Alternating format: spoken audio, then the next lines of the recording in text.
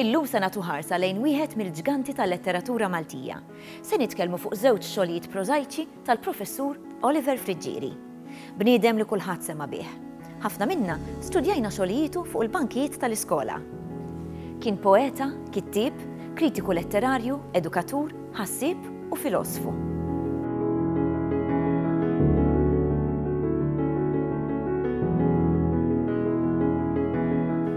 Oliver twilet il-Furjana fis-27 ta' Marzu 1947. Kien wieħed mill-fundaturi tal-moviment Awmin Letterarju li twaqqaf fl-1967. Għallem fl-iskejjel sekondarji kif ukoll fl-Università ta' Malta. Kien maħbub mill-kollegi u mill-istudenti u kien magħruf li jħalli l-bib tal-uffiċċju miftuħ. Kien joffri ħinu għal kull min kien imur ikellmu. Oliver kiteb numru ta' xogħlijiet u diversi minnhom ġew tradotti f'lingwi differenti. Biex titkellem dwar Oliver Friġġieri bħala kittieb tal-letteratura, l-ewwel nett trid tiddeċiedi fuq liema perjodu se titkellem jew inkella fuq liema ġeneru se tiffoka fuq għaliex Oliver Friġġieri kien kittieb differenti f'perjodi differenti u messma ħafna mill-ġeneri letterarji, mill-ħajku, sal-poeżija, sa novelli, romanzi, oratorji. L-ewwel fażi ta' Oliver kienet aktarx il-fażi ta' ribellioni. Oliver kien importanti ħafna biex twaqqaf il-moviment Awmin Letterarju fis-sittinijiet illi rrid joffri letteratura ġdida illi tinqata' mill-letteratura tradizzjonali.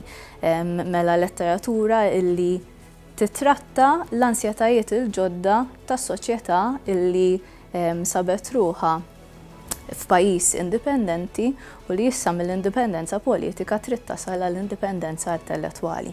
U allura f'din il-fażi tagħna romanzi bħal Gidba milli fiha jitratta t-tema ta' divorzju li dak iż-żmien kienet tema pjuttost tabu. U b'mod simili tagħna wkoll ir-romanz l-Istramp u fih fost l-oħrajn tratta t-tema tal-omosessualità.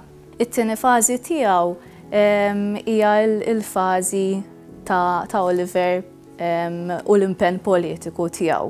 F'din il-fażi tagħna romanzi bħal fil-Parlament ma jikbru x-xjuri u fil-Gżira ta' Parsi jikbru l-fjuri. Hemmhekk naħseb jinħass l-impenn politiku tiegħu, l-impenn politiku ta' xi ħadd illi ma daħalx fil-politika ma permezz tal-kitba tiegħu irid jisfida lil dak li jkun biex jaħseb lilin mill-mentalità tal-partit, mill-mentalità insulari tal-pajjiż ċkejken. Fl-aħħar fażi naħseb Oliver Friġġieri mar lura biex ngħidu hekk lejn ir-romantiċiżmu fis-sens li tagħna xogħlijiet bħall-oratorju Pawlu ta' Malta.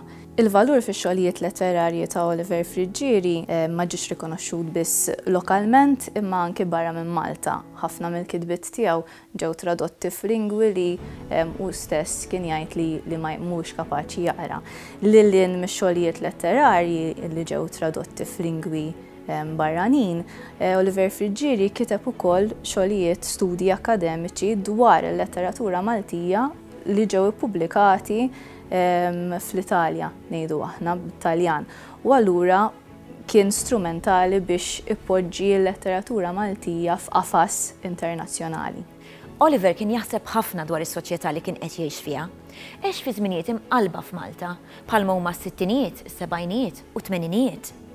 Kien ikiddu l-fatt li dil-Gżira ċkejkna kienet mifnija bid-dualiżmu jew aħjar bil-partiġjaniżmu li narawh fi sferi differenti tal-ħajja Maltija. Il-qasma fil-każini tal-banet, l-isport u fuq kollox fil-partiti politiċi. Fil-poeżija f'Misraħ il-Parlament, Friġġieri kiteb u wejja xemx iddub il-kartapesta ta' dawn l-istatwi buffi li tellajna biex huma lagħbu bina u aħna bihom. Il-ħolma ta' Friġġieri fil-poeżiji tiegħu tidher l-aktar immanka fir-romanzi kienet propju li l-Maltin jibdlu l-mentalità tribali li huwa jiddeskrivi f'poeżiji oħrajn, pereżempju innu lil tribu b'żewġ bnadar. X'jiġifieri meta ngħidu mentalità tribali? Jiġifieri komportament imġiba illi mhijiex daqshekk ċivilizzata. Tajjeb, Friġġieri dejjem kienu weġġaw il-partiġjaniżmu illi bniedem flok ipoġġi lil Malta l-ewwel, ipoġġi lil partit l-ewwel.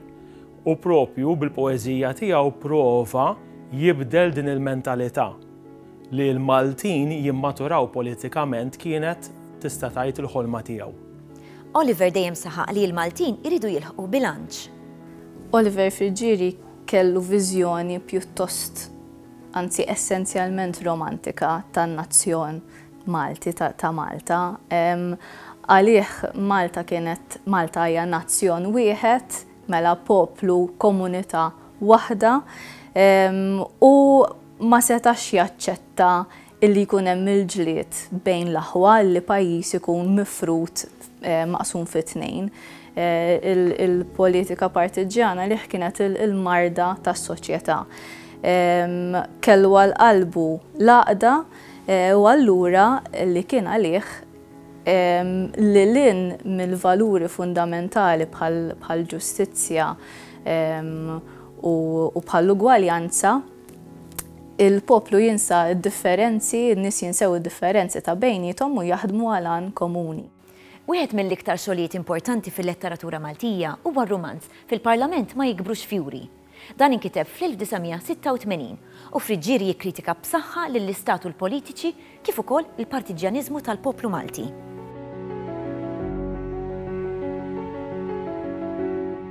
Il-romanz fil-Parlament ma jikbrux fjuri tista' tgħid huwa trattat politiku iktar mill-romanz għall-inqas hekk jgħid Father Peter Saracino Nglott fil-istudju li kien għamel fl-ewwel edizzjoni. Għaliex huwa importanti? Importanti għax hemmhekk Frigieri jitfa' l-opinjoni tiegħu, il-viżjoni tiegħu jew il-ħolma tiegħu dwar kif jixtieq li Malta tkun. Fejn tidħol ix-xena politika u meta ngħidu politika tista' tgħid hija tmiss l-isferi kollha tal-ħajja soċjali Maltija. Huwa importanti propju għax hemmhekk poġġa dan il-protagonista jismu Karlu Manju illi waħdu jiġġieled din il-battalja kontra dan it-tribalizmu li diġà semmejt. It-tribalizmu ta' żewġ partiti kbar illi ma jistgħux jifhmu kif hemm individwu li ma jżommx ma' naħa u laqqas ma' oħra. Kontinwament isaqsuh il-Karlu Manju minti magħna jew magħhom. U jgħidilhom ma' ħadd. Ma jistgħux jikkonċepixxu dan il-fatt għall-inqas f'dik l-epoka li xi ħadd la jkun ma' naħa u laqqas ma' oħra. Fir-romanz m'hemmx biss kritika politika, forsi t-titlu jindika hekk, imma meta wieħed iqalleb u jaqra r-romanz jinduna li hemm ħafna kritika wkoll fil-konfront tal-Knisja. Skont Frigieri, il-Knisja kellha dak iż-żmien dan inkiteb qegħdin ngħidu fl-1986 u għad għandha u x'hekk rwol importanti fis-soċjetà Maltija. Ġifieri Frigieri jew f'dak il-każ Karlu Manju li qed juża bħala protagonista kemm il-darba qal u ddiskuta ironikament kienet jiddiskuti ma' Assis, ma' Dun Benjamin. Ma' Dun Benjamin dejjem ippreżenta l-Assis tal-poplu. Tajjeb irrappreżenta l-Assis tal-poplu.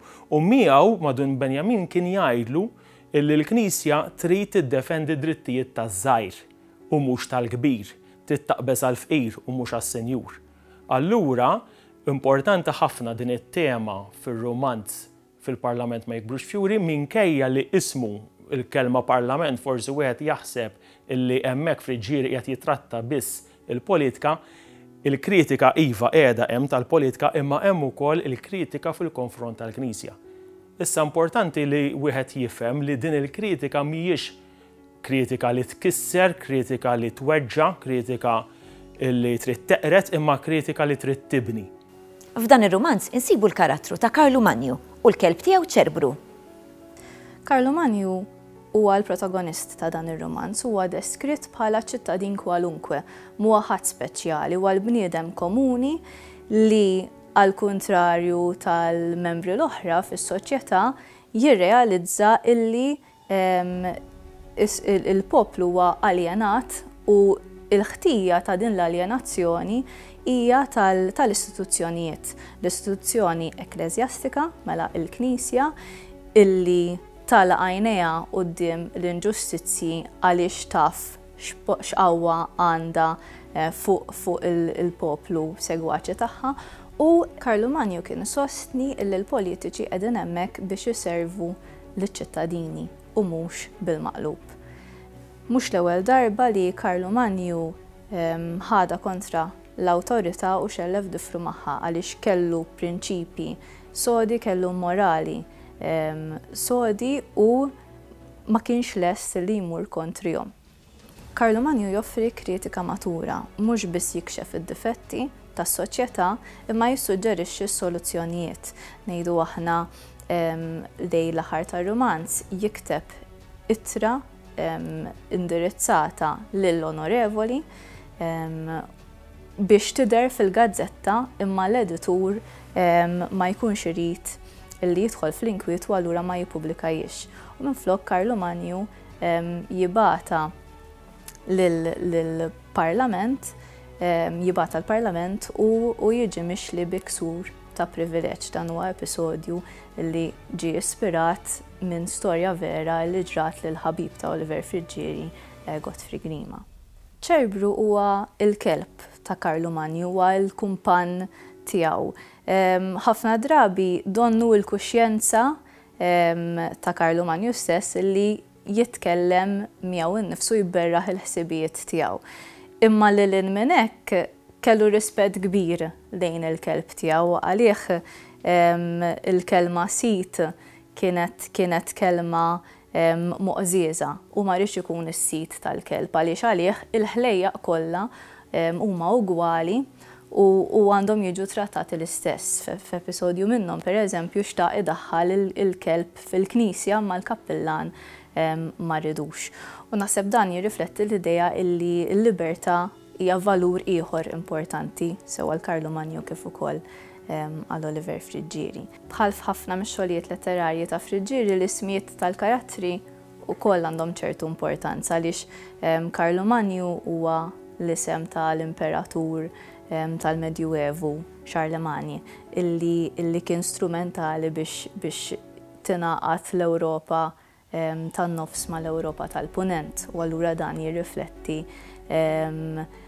il-prinċipji ta' Karlu Manju li xtaq l-għaqda fil-pajjiż. Min-naħa l-oħra ċerbru huwa il-moħħ, il-parti tal-moħħ responsabbli mill-intellett, mill-emozzjoni, mill-personalità u ċerbru fil-fatt huwa estensjoni biex ngħidu hekk tal-personalità ta' Karlu Manju. F'dan ir-romanz imma anke f'xi poeżiji, Friġġieri juża l-kulur vjola. Għalih dan il-kulur kien importanti ħafna. Fir-romanz fil-Parlament ma jikbrux fjuri, hemm parti fejn Karlu Manju joħlom illi minn taħt il-klassi politika mħassra għad tfeċċ il-klassi popolari nadifa. Mbagħad juża s-similitudni u tkun tixbaħ lil-vjola tenera li toħroġ minn qalb il-blat inigges. Xi ġifieri? Ġifieri qed iqabbel il-klassi tal-poplu li skont Friġġieri u għandu jmexxi lil Malta ma' fjura ċkejkna, mal-vjola. Issa għaliex minn tan fjuri għażel din il-vjola isimha magħha kulur vjola. Anka fil-poeżiji ta' min jinnota illi minnu mitla tagħhom, speċjalment dawn tal-politika, jissemma l-kulur vjola. Per eżempju, jitkantaw salmi vjola, jgħid minnhom ġo poeżija bħal f'Misraħ il-Parlament. Għaliex dan il-vjola? Il-vjola din ma jagħtilniex Friġġieri, ma jispjegajiex imma interpretazzjoni sabiħa ta' dan il-kulur, apparti dik ovvja, għax dan huwa l-kulur li fil-liturġija nisranija jirrappreżenta iż-żmien ta' preparazzjoni, iż-żmien ta' sagrifiċċju, bħalma huwa r-Randan u l-Avvent. Apparti dik l-interpretazzjoni, hemm ukoll oħra li tant edha qudiemna imma xi drabi ma nindunawx il-vjola huwa taħlita tal-blu u tal-aħmar. Allura, blużu ta' dan il-kulur fl-ambitu fil-kuntest ta' diskors politiku ta' Friġġieri, il-vjola jista' jkun qiegħed jimplika l-għaqda bejn il-partiti, l-għaqda bejn in-nies, bejn il-Maltin li dejjem ħolhom biha Friġġieri imma sfortunatament f'ħajtu forsi mhux daqshekk li kienet jara, anzi kienet jara bil-maqlub. It-titlu mill-ewwel ġibet l-attenzjoni tal-pubbliku, kif ġie ppubblikat għam kjas sħiħ, saħansitra anke waqt it-tnedija tiegħu. Ir-romanz ġie referut anke waqt mass meetings kif ukoll fil-Parlament. Fit-2 Ottubru 1986 kien hemm it-tnedija tar-romanz fil-Parlament ma jikbrux fjuri. fija ġara dak illi Oliver propju kiteb li ma xtaqx li jiġri. Illi xogħol bħal dan, xogħol letterarju bħal dan jiġi politiċizzat ħafna. Ġifri għandek naħa kien hemm Ugo Mifsud Bonnici fuq il-panel qal li dan huwa kapulavur, li dan huwa xogħol brillanti, fuq naħa oħra kellek il-Alfred Sant illi qal li dan laqas jirnexxi bħala essej politiku aħseb wara bħala romanz. Anzi saħansitra sejjaħ l-idejat li fih bħala perikolużi, anzi faxxista. Għaliex ġara hekk? Ġara hekk għax propju l-atmosfera, l-klima kienet għadha partiġana immens. Tajjeb, kif jgħid Oliver stess, ir-romanz iva huwa ispirat mit-tmexxija ta' Domintov li kienet tirrabjaħ xi ħaġa li qala eventwalment lil Domintov stess meta kienu jiltaqgħu għax Friġġieri u Mintov ġiel iltaqgħu fil-privat. Iva, ispirata telqet minn hemm il-punt ta' tluq kien dak kien il-kuntest politiku Malti, imma mbagħad ir-romanz għandu veritajiet universali ngħidulhom le ġifieri jibqa' japplika anka f'sitwazzjonijiet oħrajn. Ġir meta wieħed jaqrah jista' japplikah għal kull post u għal kull żmien. Dan bħal ngħidu pereżempju George Orwell meta ħareġ The Animal Farm, verament il-punt ta' tluq kien forsi r-Rivoluzzjoni Russa, imma mbagħad meta wieħed jaqrah f'epoki oħrajn, f'pajjiżi oħrajn xorta jibqa' jsib veritajiet ġo fih. U meta wieħed jaqra hekk nemmen jiena għall-inqas, meta wieħed jaqra dan ir-romanz ta' Friġġieri, naħseb tista' tgħid l-iktar importanti ta' Friġġieri, jibqa' jinduna li huwa applikabbli ħafna anke għal żminijietna. Dan ir-romanz ilu li ħareġ 37 sena. Nisimgħu parti minnu u naraw jekk għadux relevanti. Il-qagħda li daħħaltuna fiha. Poplu ċkejken jinsab maqsum b'kapriċċ tagħkom. Intom bħala sidin ġodda tal-gżira tippossedu l-gżira maqsuma fi tnejn. Ħloqtu żewġ impjiegi, l-impjieg ta' min jikmanda, intom, u l-impjieg ta' min jobdi, aħna. Din il-politika ma toffendix liċ-ċittadin bħala partitarju, iżda tumiljaħ bħala moħħ li suppost jaħdem waħdu. Iċ-ċittadin mhux qiegħed jiġġieled ma' ħaddieħor kif jidher minn barra, iżda jitlewwem miegħu innifsu biex joġobkom u jibqa' jeżisti. F'dan ir-romanz Oliver Friġġieri kemm il-darba isemmi il-fatt li l-Maltin għadhom maħkumin b'din il-mentalità pjuttost servili le ta' min ibaxxi rasu għaliex jgħid konna maħkumin mill-Grammastri, konna maħkumin mill-Gvernaturi u issa maħkumin mill-Onorevoli. Kemm Oliver Friġġieri u kemm ovvjament Karlu Manju, l-protagonista tar-romanz, jiġġieldu din il-mentalità li l-klassi politika mhux qed hemmhekk biex tbaxxi rasek għaliha, il-klassi politika qed hemmhekk suppost biex taqdi lill-poplu. Mela għadu rilevanti propju għal dan il-fatt li qataw ħafna fost il-Maltin min iħares lejn il-klassi politika b'dan il-mod. Le, l-istatwi buffi jgħid Oliver Friġġieri li jixtieq li x-xemx iddewweb il-karta pesta tagħhom. Għax huma qegħdin hemmhekk mhux biex aħna nadurawhom qishom xi idoli, qishom il-vari, qishom il-qaddis patrun tar-raħal, huma qegħdin hemmhekk propju anzi bil-maqlub biex iservu, biex jaqdu lill-poplu. Allura għadu rilevanti iva għax sfortunatament għadha teżisti din il-mentalità li Friġġieri jemmen li għandna niġġilduha. Tajjeb, u b'dan il-mod mhux biss inkunu qegħdin nagħmlu ġid il-pajjiż imma anke ġid l-sistema politika Maltija. Il-politiċi għandhom jidħlu fil-Parlament bl-idea li qegħdin hemmhekk biex jaqdu iktar milli biex jinqdew bis-sitwazzjoni u bil-pożizzjoni li tellawhom fiha n-nies. Ktieb ieħor li nistgħu nqisuh bħala tkomplija tal-idejat li rajna fir-romanz hija l-ġabra ta' novelli fil-gżira ta' Parsi Jikbru l-Fjuri. Dan ġie ppubblikat fl-1991. F'din il-ġabra Oliver ikompli jikkritika l-istituzzjonijiet, l-Istat u l-Knisja li skontu ma jħallux lin-nies jaħsbu. Huwa juża s-satira u l-parodija biex jagħmel dan.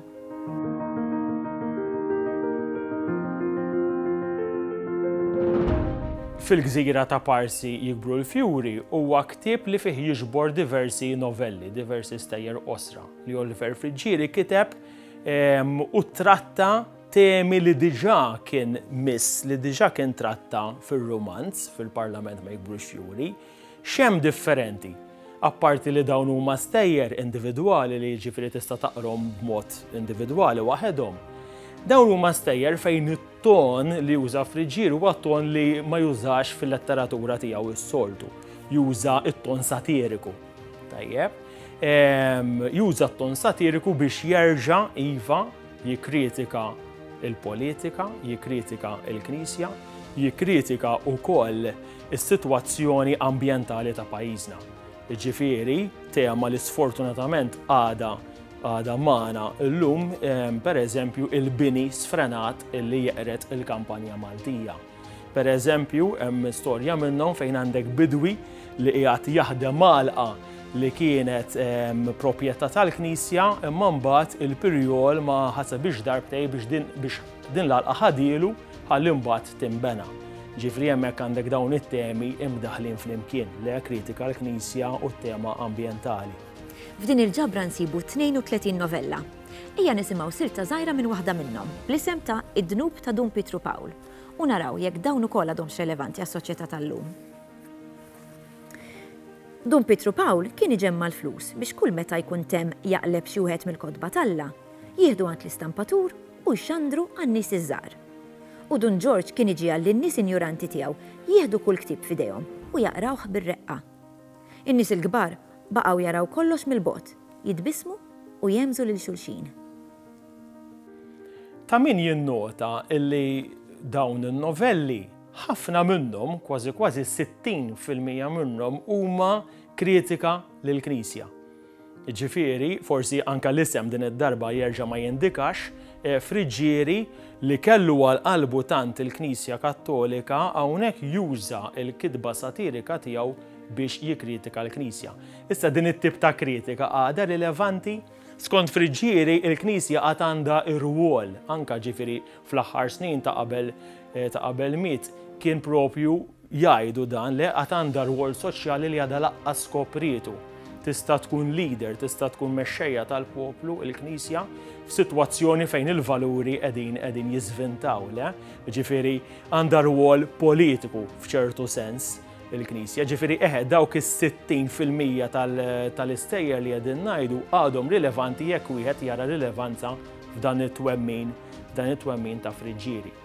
Hemm ukoll dawk ta' kritika politika li wkoll fl-opinjoni tiegħi tista' tgħid għadhom rilevanti, speċjalment dawk li jmissu l-perspettiva ta' kif iċ-ċittadini ħares lejn ir-rwol tal-politiċi.